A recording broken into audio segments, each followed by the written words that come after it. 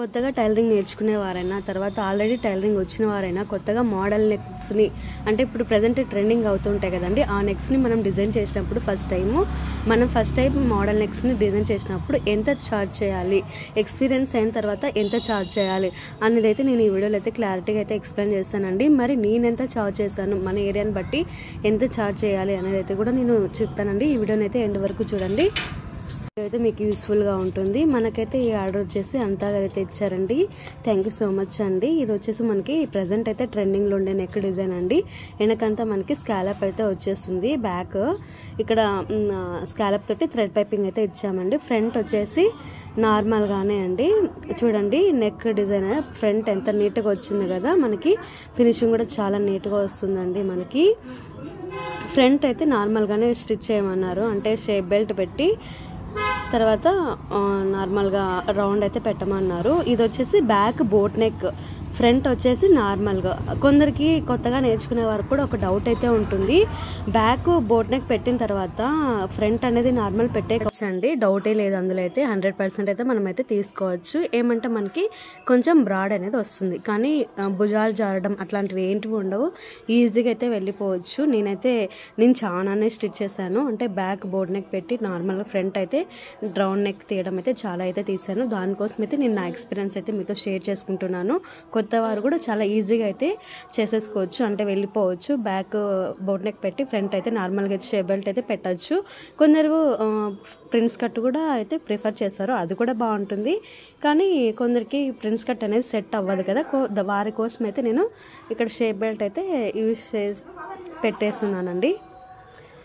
ఇక్కడ చూడండి, ఈ మెథడ్కి అంటే ఈ మోడల్ నెక్కి నేను క్యాన్వాస్ అయితే తీసేసుకున్నానండి. క్యాన్వాస్ తీసేసుకొని ఇక్కడ స్కాలప్ కూడా అయితే గీసేసుకొని కట్ చేసుకొని అయితే పెట్టేసుకున్నాను. లైనింగ్ క్లాత్కి అటాచ్ చేసేసి పెట్టేసుకున్నానండి. ఇక్కడ మెయిన్ క్లాత్ కూడా అటాచ్ చేయడం కోసము పిన్నిస్ని అయితే పెట్టేస్తున్నాను. మనకి పిన్నిస్ ఉంటాయి కదండి, అవన్నీ నేను ఇక్కడైతే ఎక్స్ట్రా ఉన్న క్లాత్ని అంతా కట్ చేసేసుకోవాలి. ఇక్కడ చూడండి, మనము మెయిన్ క్లాత్కి ఫస్ట్ క్యాన్వాస్ని లైనింగ్ క్లాత్కి అటాచ్ చేసుకోవాలి. దాన్ని వచ్చేసి మనము మెయిన్ ఫ్యాబ్రిక్కి పెట్టుకున్నాం కదా, ఇప్పుడు మనం కుట్టు వేసేటప్పుడు క్యాన్వాస్కి తర్వాత లైనింగ్ క్లాత్ రెండు ఉన్నాయి కదండి, వాటి మీద అయితే కుట్టు వేసుకోవాలి. క్యాన్వాస్కి లైనింగ్ క్లాత్కి మధ్యలో కుట్టు వేసుకోవాలి. క్యాన్వాస్ మీద కుట్టు వేయకూడదు, తర్వాత లైనింగ్ క్లాత్ కూడా మీద కూడా కుట్టు వేయకూడదు, ఎందుకంటే ఫినిషింగ్ అనేది నీట్గా రాదు.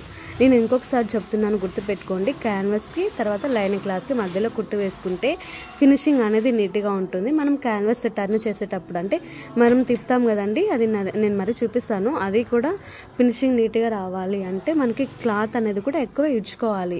లైనింగ్ క్లాత్కి ఒక 1/2 ఇంచ్ అనేది ఎక్స్ట్రాగా మనం ఇడ్చి పెట్టుకుంటే కుట్టేటప్పుడు మనకి ఈజీగా అవుతుంది. తిప్పేసేటప్పుడు అసలు క్లాత్ అనేది అంటే కుట్టు అంటే విడ్చుకుంటుంది కదా, అట్లా లేకోకుండా నీట్గా ఉంటుంది. నేను మోడల్ నెక్కి ఏ విధంగా అంటే ఎంత ఛార్జ్ చేశాను అనేది అయితే ఇక్కడ మీతో ఎక్స్ప్లెయిన్ చేస్తున్నాను. మన ఏరియాని ఫస్ట్ మనం కౌంట్ చేసుకోవాల్సింది 3 పాయింట్స్. ఇందులో మన ఏరియాని బట్టి మనము అమౌంట్ అనేది ఛార్జ్ చేయాలి. అంటే మన ఏరియాలో ఒక 3-4 బొటిక్స్ ఉంటాయి, తర్వాత ఇళ్ళలో కుట్టే వాళ్ళు ఉంటారు. వాళ్ళు ఏ విధంగా తీసుకుంటున్నారు, మనం ఏ విధంగా తీసుకోవాలి అనేది మనకు ఒక ఐడియా ఉండాలి. తర్వాత టైంకి అనేది బ్లౌజెస్ అనేది ఇచ్చేసేయాలి. ఇంకొకటి ఫినిషింగ్ బాగుండాలి, ఫిట్టింగ్ బాగుండాలి, అప్పుడే మనకి కస్టమర్స్ వద్దన్న కూడా వస్తారండి. ఇంకొకటి మౌత్ పబ్లిసిటీ అనేది బాగా జరుగుతుంది. అవి 3 జరిగినప్పుడు ఆటోమేటిక్గా మౌత్ పబ్లిసిటీ అనేది జరుగుతుంది.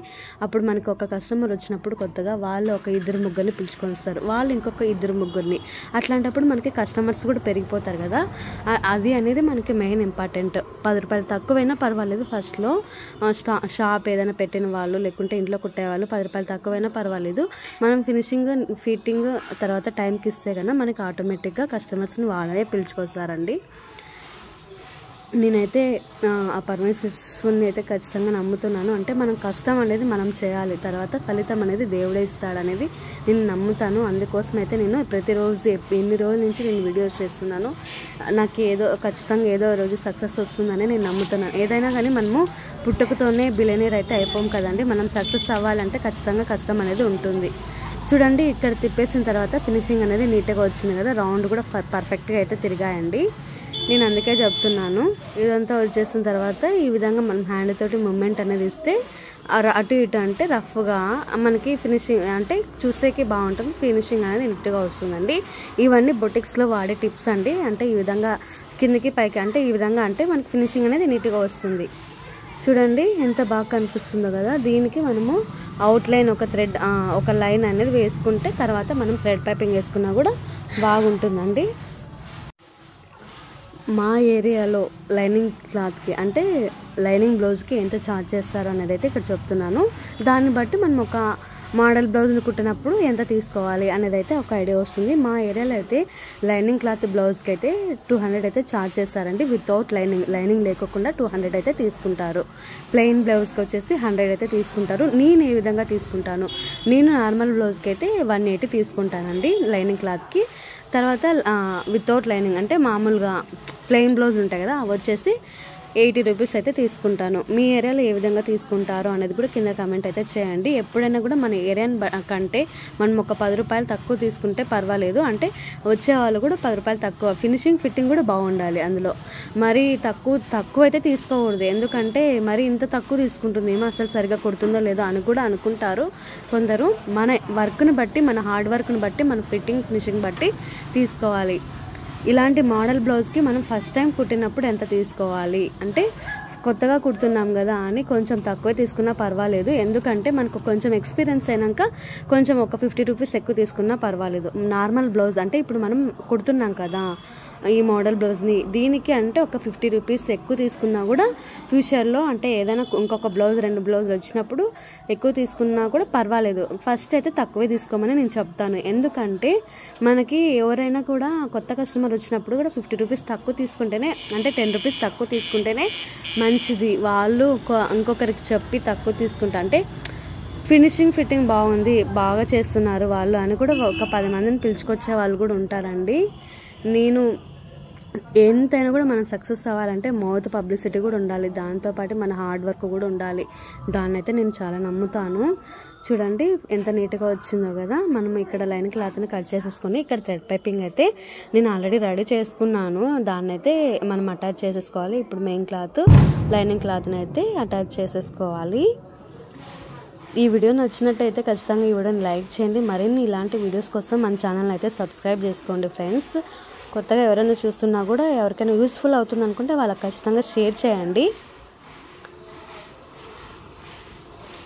మీరు మీ ఏరియాలో అంటే ఈ మోడల్ బ్లౌజ్కి ఎంత ఛార్జ్ చేస్తారు? నేనైతే ఈ మోడల్ బ్లౌజ్కి 400 అయితే తీసుకుంటానండి. దీనికి ఇంకా మనం థ్రెడ్ పైపింగ్ అటాచ్ చేయాలి. తర్వాత మనకి బ్యాక్ ఇంకా డిజైన్ అయితే ఉంది, పైపింగ్ థ్రెడ్ అయితే అటాచ్ చేయాల్సి ఉంటుంది. కింద కూడా వేరే క్లాతులన్నీ మనం తీసుకోవాలి కదా. సో దానికోసం అయితే చూడండి ఎంత బాగా వచ్చిందో కదా. అంతే అండి ఈ వీడియో.